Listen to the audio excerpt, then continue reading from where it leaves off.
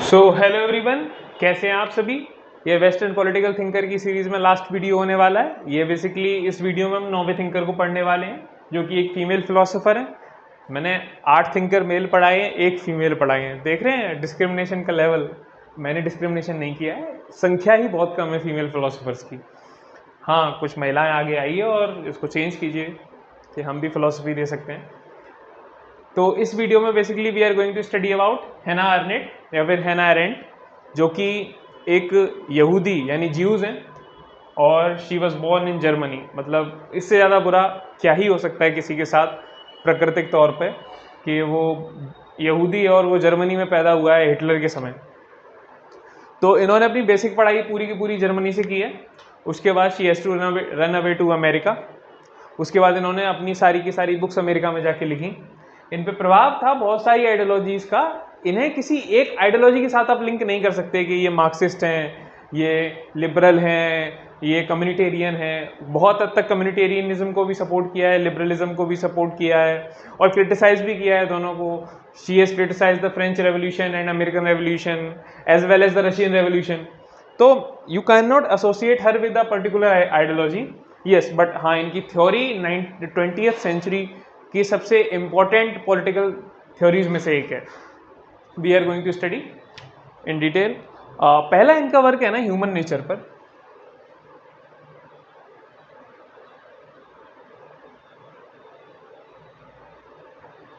According to Hannah, जो human beings हैं basically वो 2 काम परफॉर्म करते हैं।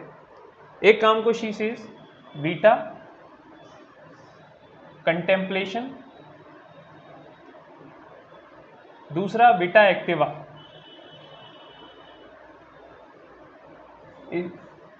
ये बेसिकली सिंपल लैंग्वेज में कहें तो थिंकिंग और दूसरा एक्शन। ह्यूमन बींग 2 काम परफॉर्म करते हैं, ठीक है। और जो बीटा एक्टिवा है ना, वो 3 पार्ट्स में डिवाइडेड है टोटल। और पूरी हायरार्की है कि कौन सा काम महत्वपूर्ण है, कौन सा सबसे ज़्यादा महत्वपूर्ण है और कौन सा सबसे कम महत्वपूर्ण है। Labour, work, action. अब इन तीनों का अर्थ क्या है ये समझते हैं। लेबर का मतलब होता है वो एक्टिविटीज़ जो या तो स्लेव करते हैं या फिर एनिमल्स करते हैं, बट क्योंकि हमारे सर्वाइवल के लिए वो बहुत ज़्यादा इंपॉर्टेंट है तो we have to perform that activities like reproduction, eating, sleeping, ETC, such type of activities जो कि बहुत बेसिक हैं और जो प्राइवेट स्फीयर का पार्ट है। मतलब ये जो एक्टिविटीज़ हैं इनका पब्लिकली कोई लेना देना नहीं होना चाहिए। ये बेसिकली अरस्तु की थिंकिंग से पैरेलल है, ठीक है। अब ये जब इन्होंने बोला ना ये जो एक्टिविटीज़ है reproduction, eating, consumption and all, ये सारी प्राइवेट होनी चाहिए। आप सोचो 20वीं शताब्दी के मध्य में कोई लेडी फिलोसफर ये बात कह रही है कि ये चीज़ें जितनी प्राइवेट हो सके उतनी प्राइवेट होनी चाहिए। परंतु हमारा समाज अभी तक ऐसा है, जैसे कल परसों ही ये केस हुआ है, मतलब कल परसों तो नहीं, काफ़ी समय हो गया, लेकिन केस अभी ब्रेकिंग न्यूज़ बना हुआ है, बेसिकली वायरल हो रखा है कि एक महिला ने अपने ही पति को on honeymoon she has killed him because उसका किसी के साथ अफेयर था ऑलरेडी, बट फोर्सफुली उसकी शादी इस व्यक्ति के साथ की गई तो उसने ये तरीका चुना। वायलेंस हर तरीके से गलत होता है, बिल्कुल नहीं होना चाहिए। लेकिन भारतीय समाज के जो पेरेंट्स हैं ना, उनको ये चीज़ समझने की ज़रूरत है कि ये चीज़ें सार्वजनिक नहीं होती हैं। आप कहाँ समाज को ला रहे हो? मतलब इतने व्यक्तिगत जो काम हैं उनमें अगर आप समाज को लाओगे तो वो बहुत अच्छे तरीके से हो जाएंगे। और आप जब ये चीज़ सवाल पूछो उनसे तो कह देते हैं कि समाज की तो सुननी पड़ती है। अरे यार, आप मेरे लिए माँ बाप हो, दूसरे लोगों के लिए तो आप भी समाज हो। आप भी वही बात उधर जाके कहते हो, आप भी व्यक्तिगत चीज़ों में बहुत टिप्पणी करते हो जो कि नहीं करनी चाहिए एक समझदार व्यक्ति को। और समझदार समाज में इन चीज़ों पर डिस्कशन ऐसे सामाजिक तौर पे नहीं होना चाहिए। मतलब हर तरीके से गलत है। दहेज लेना और उसको ऐसे दिखाना ग्लोरीफाई करके कि हमें इतना मिला है, क्या है ये सब? इससे ज़्यादा पिछड़ापन क्या हो सकता है किसी भी समाज के लिए और किसी भी व्यक्ति के लिए व्यक्तिगत तौर पर भी। खैर, मुझे पता है बहुत ज़्यादा फायदा होने वाला है नहीं, लेकिन बोलूँगा क्योंकि गलत है। दूसरा वर्क जो है ना, दैट इज़ वर्क। दूसरा जो टास्क है जो ह्यूमन बीइंग परफॉर्म करते हैं, वर्क का मतलब होता है नेचर को एक्सप्लॉइट करके कुछ प्रोड्यूस करना, मतलब ह्यूमन स्किल्स से कुछ बनाना। एग्जाम्पल पेंटिंग, कुछ भी ले लो, कारपेंटरिंग, लेट्स से क्या और क्या ले सकते हैं आप, कुछ भी ले लो, मोबाइल मेकिंग, एग्जाम्पल दे रहा हूँ, मतलब ये तो तब एग्जिस्ट नहीं करता था, ठीक है। बेसिकली इसमें क्या कर रहे हैं हम, नेचर का हेल्प करके कुछ प्रोड्यूस कर रहे हैं जो कि एक वैल्यूएबल क्वांटिटी है। लेबर में कुछ भी वैल्यूएबल नहीं है, ये वो चीजें हैं that are essential part of life but they are not valuable publicly, they are private, they are the part of private realm, जबकि ये पब्लिक स्फीयर का पार्ट है वर्क। इसके बाद तीसरा जो काम ह्यूमंस करते हैं, जो मोस्ट इंपॉर्टेंट वर्क है, दैट इज एक्शन। एक्शन से मतलब है पॉलिटिकल एक्शन, ये मोस्ट इंपॉर्टेंट ह्यूमन एक्टिविटी है। अरस्तु के वीडियो में मैंने बताया था, अरस्तु ने बोला है man by nature a political animal. अब हना भी इस बात को मानती हैं और कहती हैं जो सबसे इंपॉर्टेंट, सबसे महत्वपूर्ण काम जो हमें मनुष्यों को जानवरों से अलग बनाता है वो होता है पॉलिटिकल एक्शन, बेसिकली थिंक करके डिसीजंस लेना। ये प्रमोट कर रही है पार्टिसिपेटरी डेमोक्रेसी को कि हम सब साथ में मिलें, सोचें, तर्क वितर्क करें और उसके बाद फैसले लें, दैट इज एक्शन। और ये particularly for the political thinking, political domain of the society, उसको रिलेटेड जो हम फैसले लें दैट इज एक्शन। अब आप समझ रहे हो कि जो पॉलिटिकल रिलेटेड एक्शंस हैं हमारे समाज में उनको व्यक्तिगत बना दिया गया है, और जो जितनी व्यक्तिगत चीजें होनी चाहिए वो उतनी ज्यादा सार्वजनिक हो चुकी हैं, एकदम इनके मॉडल को उल्टा कर दिया है, तो फिर नुकसान तो भुगतना पड़ेगा, ठीक है। अगला मतलब ये जो इन्होंने पूरा बोला। अब एक चीज आपने नोटिस करी, इन्होंने जो जितने भी लेबर वर्क है उसको प्राइवेट स्फीयर में डाल दिया है, ठीक है, डालना भी चाहिए, परंतु एक चीज समझनी होगी, प्राइवेट स्फीयर में अगर कुछ ऐसा हो रहा है जिससे समाज को बहुत ज्यादा नुकसान है तो you have to interfere in that. अब फेमिनिस्ट जो लोग हैं वो इनको क्रिटिसाइज करते हैं और इनको कहते हैं कि आपने जो चीज़ें प्राइवेट स्फीयर में डाली हैं that are the major reasons for the subordination of women, for the women discrimination. Basically अब समझो, जो काम जितना भी दिया गया है, मतलब वुमेन को हाउस होल्ड में प्राइवेट वर्क में कन्फाइन कर दिया, बट हैना को उससे कोई लेना देना नहीं है क्योंकि that is your private matter, family is your private matter, तो शी इज क्रिटिसाइज। सेकंड, जो मार्क्स के फॉलोअर्स हैं, मार्क्सिस्ट, वो इनको क्रिटिसाइज करते हैं एंड दे सेड कि आपने क्या किया है, आपने जो पूरी थ्योरी दी है उसमें पॉवर्टी की तो कहीं बात ही नहीं है, उसमें एक्सप्लॉयटेशन की तो कहीं बात ही नहीं है, उसमें क्लास डिस्क्रिमिनेशन की तो कहीं बात ही नहीं है कि ये कैसे इंप्रूव होगा। तो these are the criticism that Hannah faces, ठीक है। अगला टॉपिक पढ़ते हैं। हना ने व्यू दिए टोटलिटेरियनिज्म पे। अब टोटलिटेरियनिज्म का मतलब होता है सर्वसत्तावाद। मैंने पहले भी हर वीडियो में लगभग ये बात बोली है कि किसी भी थिंकर के जो आसपास की सोशल कंडीशंस हैं उसके बेस पे उसकी थिंकिंग आती है। और आप सोचो कि उस समय जब ये लिख रही हैं, बेसिकली दुनिया में चल क्या रहा है, यूरोप में चल क्या रहा है, जर्मनी में हिटलर का राइज, रशिया में स्टालिन, इटली में मसोलिनी।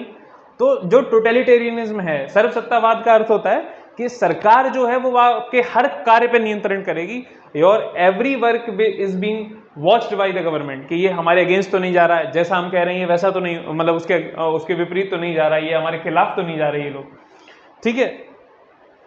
अब ऐसे समय में ये तो लाजमी है कि इस चीज के ऊपर वो व्यू देंगी। अब इस चीज के बारे में वो कहती हैं, इनकी बुक आई थी इसी से, the origin of totalitarian, origin of totalitarianism, 1951 में बेसिकली पब्लिश हुई।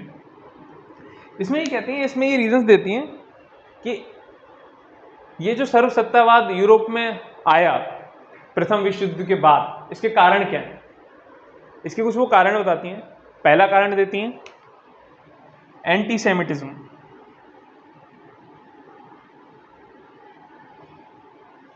एंटीसेमिटिज्म का कॉमन मीनिंग बेसिकली जो लिया जाता है वो ये है कि यहूदियों के खिलाफ जो डिस्क्रिमिनेशन हुआ है दैट इज एंटीसेमिटिज्म। ये एक और रीजन था, एक रीजन है कि सर्वसत्तावाद यूरोप में क्यों आया। दूसरा रीजन देती हैं इंपीरियलिज्म। ये थोड़ा महत्वपूर्ण है, थोड़ा मुश्किल भी है, तो समझने की कोशिश करना, मैं भी कोशिश करता हूँ समझाने की अच्छे से। इंपीरियलिज्म का मतलब होता है साम्राज्यवाद। मतलब जैसे भारत ने हम पे कब्जा किया, भारत में कह रहा हूँ, इंग्लैंड ने भारत पे कब्जा किया, यूके ने, तो यूके अपने आप को एक्सपेंड कर रहा है और दिस पॉलिसी ऑफ एक्सपेंशन के अफ्रीका पे कब्जा किया, भारत पे कब्जा किया, बांग्लादेश पे किया, म्यांमार पे किया, this policy is called imperialism, साम्राज्यवाद। ये एक रीजन है कि यूरोप में सर्वसत्तावाद क्यों उदय हुआ। अच्छा, इसमें हुआ क्या पता है बेसिकली, कि जो अफ्रीकन कंट्रीज हैं या फिर इंडिया है, जो इसको एक्सप्लॉइट करने के लिए, इसको सप्रेस करने के लिए ब्रिटिशर्स ने ब्यूरोक्रेसी बनाई, एडमिनिस्ट्रेशन बनाई, पुलिस सर्विस बनाई, एडमिनिस्ट्रेटिव ऑफिसर्स बनाए। अब जब ऐसी ब्यूरोक्रेसी क्रिएट हुई ना कि जिसने लोगों को एक्सप्लॉइट किया, लोगों का शोषण किया अलग अलग तरीके से, आपको क्या लगता है कि आप जो काम कॉलोनीज में कर रहे हो अपनी में, जो जहां पे आपने बेसिकली कब्जा किया है, उन देशों में ये काम कर रहे हो, सेम नेचर आप अपने स्टेट में भी तो शो करने लग जाओगे। मतलब ब्यूरोक्रेसी तुमने बनाई है, ऐसी ब्यूरोक्रेसी किसी देश को बना के दे दी, उसका इंपैक्ट तुम पर भी तो आएगा, तुम्हारे लोगों का भी नेचर वही हो जाएगा, तुम्हारे यहाँ पे जो पुलिस सर्विसेज होंगी वो भी ऐसे ही काम करेंगी फिर। तो it is also a reason for the rise of totalitarianism. तीसरा, जो वर्ल्ड वॉर 1, इतनी तबाही हुई है, इतना तहस नहस हो चुका है पूरा माहौल, खासकर यूरोप तो सेंटर रहा है इस वर्ल्ड वॉर का। इसमें हुआ क्या पता है, लोग भी डिस्प्लेस हो गए काफी अपनी अपनी जगह से। अब जब ये सब हुआ ना, ये रीजंस दिए कि ऐसा माहौल बन चुका है किसी बेसिकली कॉन्टिनेंट में, पूरे महाद्वीप में, उनके कुछ देशों में, ऐसी सिचुएशन पता क्या होता है कि जो लोग हैं ना, भुखमरी है हर तरफ, पैसे की तंगी है, जवान आदमी है ही नहीं, क्योंकि आर्मी की वजह, मतलब वॉर में सारे लगभग शहीद हो चुके हैं, बहुत एक बड़ा तमगा शहीद हो चुका है। ऐसी सिचुएशन में ना लोग ब्लेम करने की कोशिश करते हैं कि समाज के किसी एक तमगे को कैसे भी ब्लेम करें, जो चालाक लोग होते हैं, और सत्ता को हासिल करें।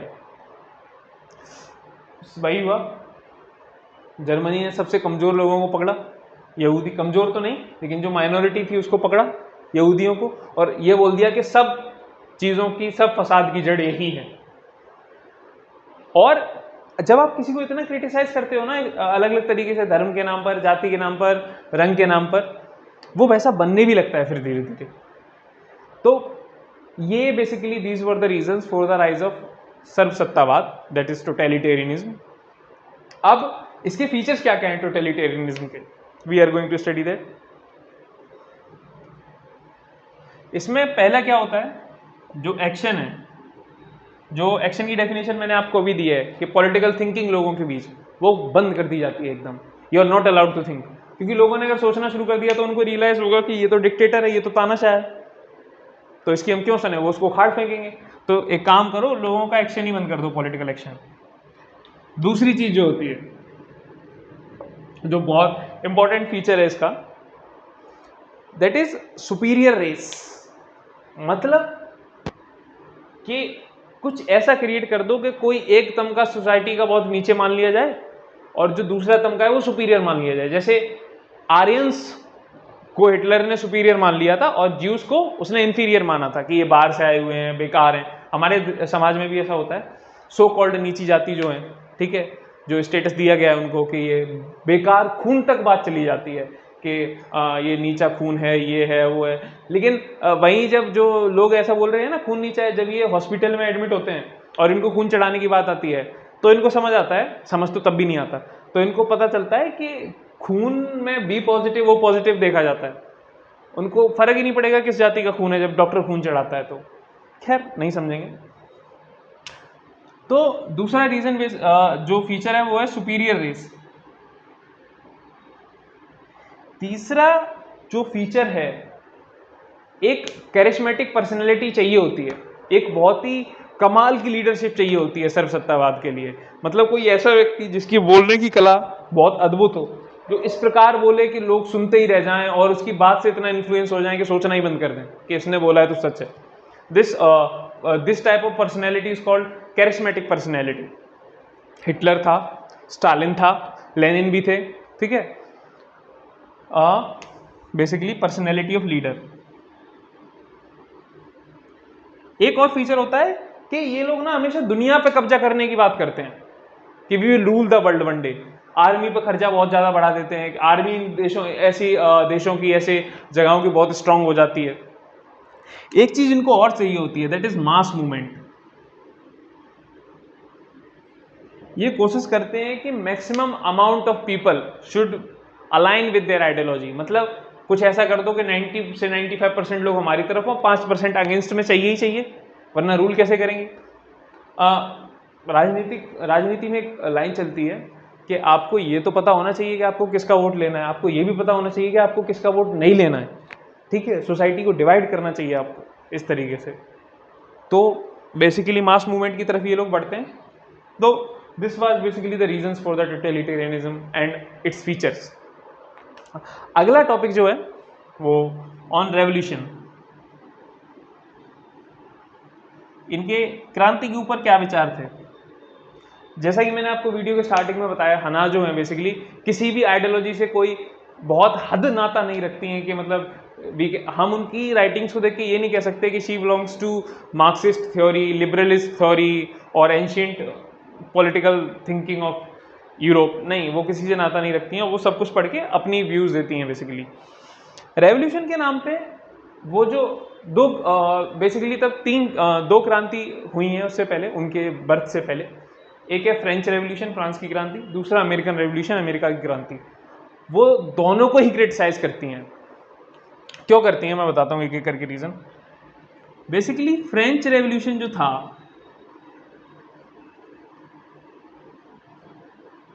इसमें क्या हुआ कि अब हना क्या चाहती हैं किसी भी देश में, वो चाहती हैं कि ऐसी एक जगह क्रिएट की जाए कि लोग उसमें आए, डिस्कशन करें और डिसीजन लें। This is called political freedom. Action से हमें दो ही चीजें तो चाहिए, एक पॉलिटिकल फ्रीडम और दूसरी प्लूरैलिटी। मतलब कि हम फ्रीली हों कुछ काम करने के लिए और जो काम हो हमारा वो बहुत सारे लोगों द्वारा जज किया जाए। फ्रांस की क्रांति से ऐसा कुछ क्रिएट हुआ नहीं, उसने इस चीज को सबऑर्डिनेट कर दिया वेलफेयर स्टेट से।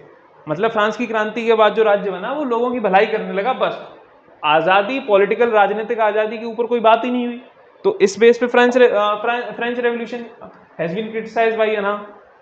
दूसरा जो रेवोल्यूशन था that is American revolution.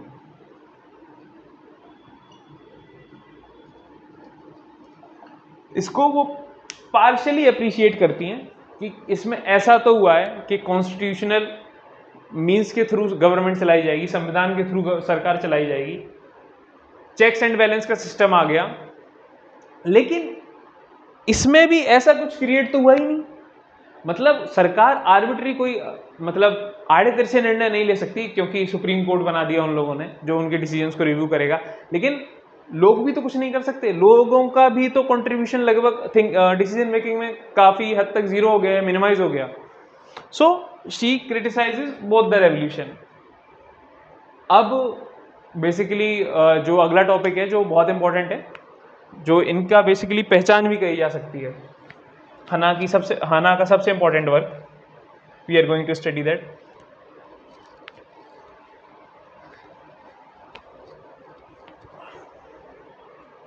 That is basically power. Power को हना एक कंस्ट्रक्टिव व्यू में देखती हैं। पावर को उन्होंने बहुत कंस्ट्रक्टिव व्यू दिया है। पावर के बारे में डिटेल में बात करेंगे कि बागी थिंकर पावर शब्द को कैसे देखते हैं, कैसे डेफिनेशन देते हैं, जब हम पॉलिटिकल थ्योरी पढ़ेंगे। उसमें डिटेल में पूरा सेक्शन है ये, जिसमें बहुत सारे थिंकर्स के व्यू पढ़ेंगे हम पावर के ऊपर, बट यहाँ पे हना हमारा कंसर्न है। पावर को ना जो आमतौर पे जो थिंकर्स ने देखा है वो फोर्स से देखा है, मतलब इक्वल कर दिया है कि फोर्स और पावर बराबर है, वायलेंस और पावर बेसिकली बराबर है, लेकिन ऐसा है नहीं। हना इसको एकदम अपोजिट ले जाती हैं। शी सेज कि जो पावर है ना वो it is exercised by the community. Basically जब आप सब यूनाइट रहेंगे, सारे लोग मिलकर डिसीजन लेंगे, दैट इज पावर। और ये तब तक सिर्फ एग्जिस्ट करेगी जब तक सारे लोग साथ में हैं। जिस दिन ये कम्युनिटी टूटी उस दिन पावर खत्म। अब फिर बात उठेगी तो स्टेट क्या है, जो पावर का व्यू चल रहा है। कि डोमिनेशन जो स्टेट करता है कि इनके पास पावर है उनके पास पावर है ना, कहती है नहीं, वो पावर नहीं है, वो या तो फोर्स है, या तो वो वायलेंस है, या तो वो डोमिनेशन है, उसका पावर से कोई लेना देना नहीं है। मतलब इन्होंने शब्द की डेफिनेशन ही बदल दी एकदम, परिभाषा ही पावर की, कि पावर एक बहुत पॉजिटिव चीज़ है। इसका अर्थ ये है कि लोग साथ में मिलें, और ये तभी एग्जिस्ट करेगी जब साथ में मिलकर लोग निर्णय लें। It is cooperative in nature, ठीक है।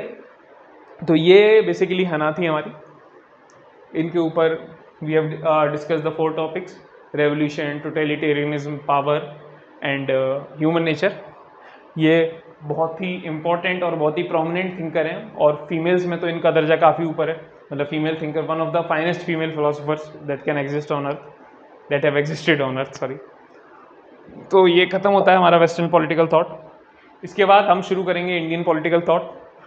सबसे पहले हम पढ़ेंगे धर्मशास्त्र यानी मनुस्मृति, अर्थशास्त्र और बुद्धिस्ट ट्रेडिशन। जैसे कि वेस्टर्न पॉलिटिकल थॉट में जो बेस था थिंकिंग का, वो अरस्तु और प्लेटो थे। इधर जो बेस होगा थिंकिंग का, वो धर्मशास्त्र, अर्थशास्त्र और बुद्धिस्ट ट्रेडिशन होगा। उसके बाद हम गांधी, अंबेडकर, एम.एन. रॉय, अरबिंदो घोष, सर सैयद अहमद खान, इन लोगों को पढ़ेंगे। सो तब तक के लिए bye bye, have a good day.